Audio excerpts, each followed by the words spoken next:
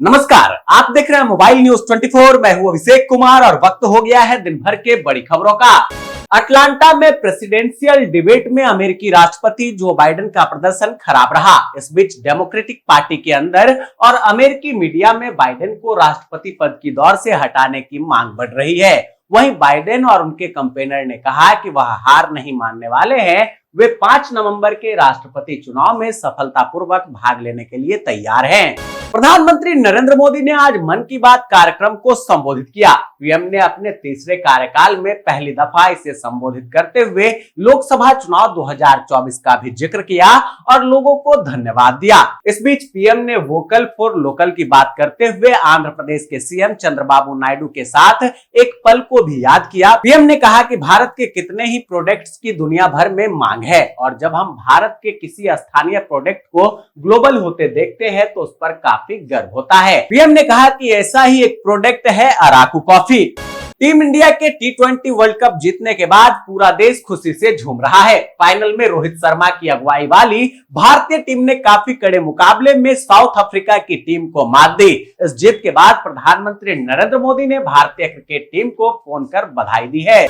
Medical में दाखिले से जुड़ी परीक्षा नीट यूजी में गड़बड़ियों को लेकर कांग्रेस पार्टी के राज्यसभा सांसद व गुजरात कांग्रेस के अध्यक्ष शक्ति सिंह गोहिल ने बड़ा खुलासा किया है। उन्होंने कहा है कि गोधरा में महाराष्ट्र, बिहार व ओडिशा सहित दूसरे राज्यों से परीक्षा देने आए छात्र यहां अचानक से सेंटर मिलने की वजह से परीक्षा देने नहीं आए थे, बल्कि सेटिंग से यहां आए थे।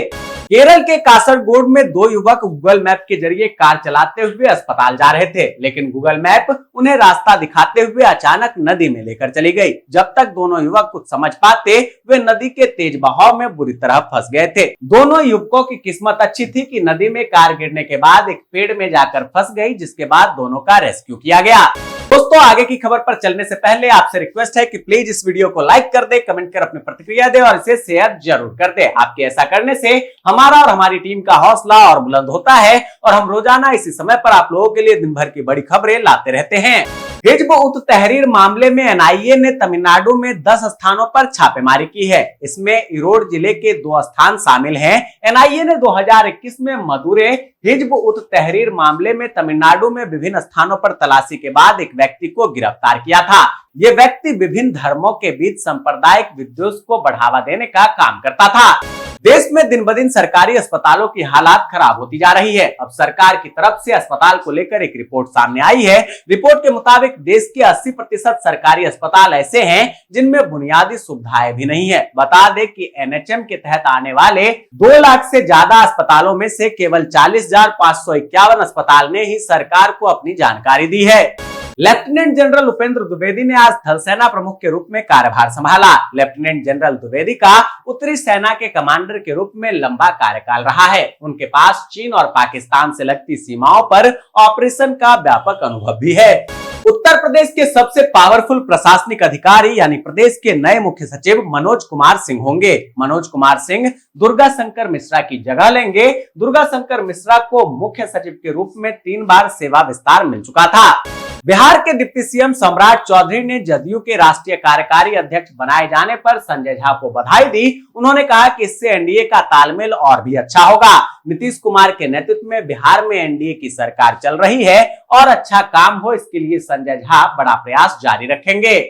नई दिल्ली स्थित एआईएमआईएम सांसद असदुद्दीन ओवैसी के सरकारी आवास के बाहर बजरंग दल के कार्यकर्ताओं ने विरोध प्रदर्शन किया। इसमें कई साधु संतों ने भी हिस्सा लिया। बता दें कि मानसून सत्र के दौरान संसद भवन में शपथ लेते हुए एआईएमआईएम चीफ और हैदराबाद के सांसद ओवैसी ने जय फिलिस्तीन बोला था, जिसके बाद उनकी काफी आलोचना हुई थी। पंजाब पुलिस ने पाकिस्तान की मदद से मादक पदार्थों की तस्करी में लिप्त 2 और गिरोहों का भंडाफोड़ करते हुए 6 लोगों को गिरफ्तार किया है। पकड़े गए लोगों से 8 किलोग्राम हेरोइन तथा 3 पिस्तौल बरामद की गई है। हरियाणा एडमिशन घोटाले का अभी तक पर्दाफाश नहीं हो पाया है। प्राइमरी स्कूलों में 4 लाख फर्जी दाखिले के मामले में पंजाब हरियाणा हाईकोर्ट के आदेश पर सीबीआई ने 3 एफआईआर दर्ज की है। हरियाणा के विभिन्न जिले के स्कूलों में फर्जी दाखिले दिखाकर सरकारी योजनाओं में करोड़ों का गबन किया गया था। इसकी जांच भी हुई पर अब तक खुलासा नहीं हो पाया है। उत्तराखंड में ओबीसी आरक्षण तय करने में हो रही देरी के कारण अटके निकाय चुनाव का रास्ता अब साफ होने जा रहा है। माना जा रहा है कि एकल आयोग की सिफारिश को स्वीकारने के बाद अब सरकार 15 दिनों के भीतर ओबीसी आरक्षण की प्रक्रिया निपटा देगी, जिसके बाद राज्य में निकाय चुनाव होंगे। झारखंड की राजनीति में हाल ही में एक बड़ा घटनाक्रम सामने आया, जिसने राज्य की राजनीति के माहौल को हिलाकर रख दिया, जहां तत्कालीन मुख्यमंत्री हेमंत सोरेन की गिरफ्तारी और जमानत मिलने के बाद झारखंड के पूर्व सीएम हेमंत सोरेन लगातार केंद्र सरकार पर आक्रामक रूप में दिख रहे हैं, जहां उन्होंने 148 दिनों तक जेल में रहने को केंद्र सरकार का बड़ा षड्यंत्र करार दिया। छत्तीसगढ़ के लोगों को 1 जुलाई से एक नई सुविधा परिवहन विभाग के जरिए मिलने जा रही है। जी हां, ड्राइविंग लाइसेंस और पंजीयन प्रमाण पत्र आवेदक के दिए गए पते पर नहीं पहुंचने पर आवेदक उसे जिले के क्षेत्रीय, अतिरिक्त क्षेत्रीय और जिला परिवहन कार्यालय से प्राप्त कर पाएंगे। देश में कानून और न्याय व्यवस्था के लिए 1 जुलाई इतिहास के पन्ने में दर्ज होने वाली तारीख है, क्योंकि इसी दिन देश के 3 नए कानून अमल में आ रहे हैं। इन कानूनों को बेहतर तरीके से लागू करने के लिए मध्य प्रदेश पूरी तरह तैयार है। इसके तहत आईपीसी की 511 धारा के तहत भारतीय न्याय संहिता की 358 धाराएं होंगी। इनमें 21 नए अपराध जुड़े हैं और 41 धाराओं में सजा बढ़ाई गई है। इसके अलावा पहली बार 6 अपराधों में सामुदायिक सेवा की सजा जोड़ी गई है। वित्तीय संकट से जूझ रही सुक्खू सरकार के लिए केंद्र ने 15वें वित्त आयोग की सिफारिश के तहत पंचायती राज संस्थाओं के लिए 96.6 करोड़ रुपए का अनुदान मंजूर किया है। इससे प्रदेश सरकार की वित्तीय सेहत में कुछ सुधार होने की उम्मीद है। बता दें कि 15वें वित्त आयोग की सिफारिशों के तहत केंद्र से मिलने वाली इस राशि को 10 दिनों के अंदर पंचायती राज संस्थाओं को आवंटित करना होगा। जम्मू कश्मीर में आतंकी गतिविधियों पर लगाम लगाने के लिए पुलिस ने जीपीएस ट्रैकर का इस्तेमाल शुरू किया है। अब इस डिवाइस से पुलिस आतंकियों और उसके मददगारों पर नजर रखेगी। पश्चिम बंगाल के राज्यपाल सीबी आनंद बोस और मुख्यमंत्री ममता बनर्जी के बीच तीखी नोकझोंक की ताजा कड़ी में राजभवन ने राज्य सरकार और राज्य की वित्तीय स्थिति पर श्वेत पत्र पेश करने का आदेश दिया है, जिसमें वेस्ट बंगाल के राज्यपाल सीबी आनंद बोस ने दावा किया है कि पश्चिम बंगाल वित्तीय संकट से जूझ रहा है। इसके साथ ही उन्होंने ममता बनर्जी सरकार से राज्य की आर्थिक स्थिति पर श्वेत पत्र लाने को कहा है। बोस ने इससे पहले नई दिल्ली में केंद्रीय वित्त मंत्री निर्मला सीतारमण से भी मुलाकात की।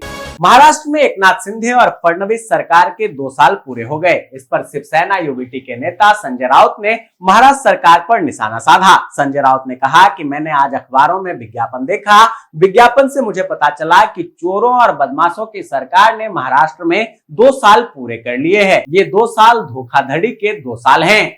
गुजरात के वरिष्ठ नौकरशाह कुनील कैलाशनाथन रिटायर हो चुके हैं। उन्हें 11 साल का सेवा विस्तार मिला था।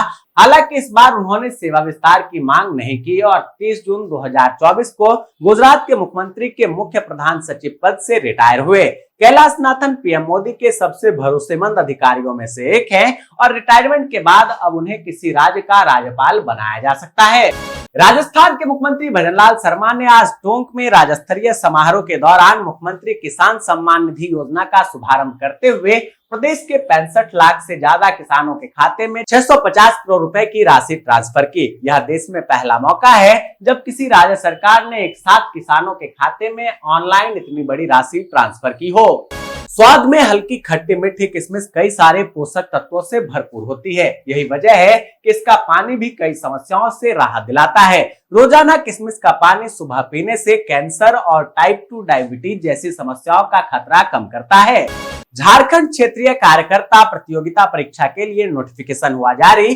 510 पदों के लिए 1 अगस्त से ऑफिशियल वेबसाइट jssc.nic.in पर जाकर आवेदन कर सकते हैं। आवेदन जी हाँ दोस्तों, मैं देख पा रहा हूँ कि आप में से अधिकतर लोगों ने इस वीडियो को लाइक किया है, कमेंट कर अपनी प्रतिक्रिया दी है और इसे शेयर भी किया है, लेकिन अभी भी कुछ लोग बाकी है, इसलिए उनसे रिक्वेस्ट है कि प्लीज प्लीज प्लीज आप भी वीडियो को लाइक कर दे, कमेंट कर अपनी प्रतिक्रिया दें और इसे शेयर जरूर कर दे। दोस्तों, ये थी दिन भर की बड़ी खबरें। ऐसे ही खबरों से अपडेट रहने के लिए चैनल पर नए हैं तो अभी चैनल को सब्सक्राइब कर ले, नोटिफिकेशन बेल की ऑल ऑप्शन को दबा दे, वीडियो को लाइक और शेयर करना बिल्कुल ना भूलें ताकि देश और दुनिया की तमाम खबरों से आपके साथ साथ आपके जानने वाले भी रह सके अपडेट।